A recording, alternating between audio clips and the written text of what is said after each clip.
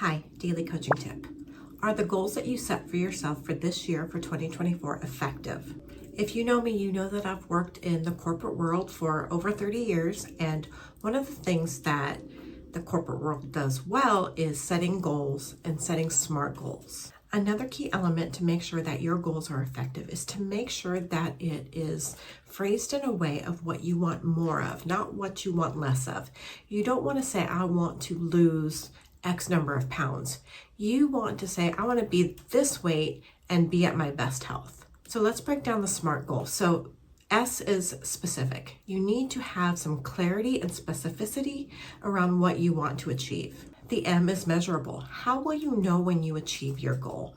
You should have a certain specific measure of what success means. The A is for achievable. You need to make sure that it's realistic, that you are able to achieve it in the time period that you set out for yourself, and that it is within your control. So it needs to be achievable. The R is for relevant. Is it meaningful to you? Is it going to make a difference in your life? Is it worth putting your time and effort into achieving this goal?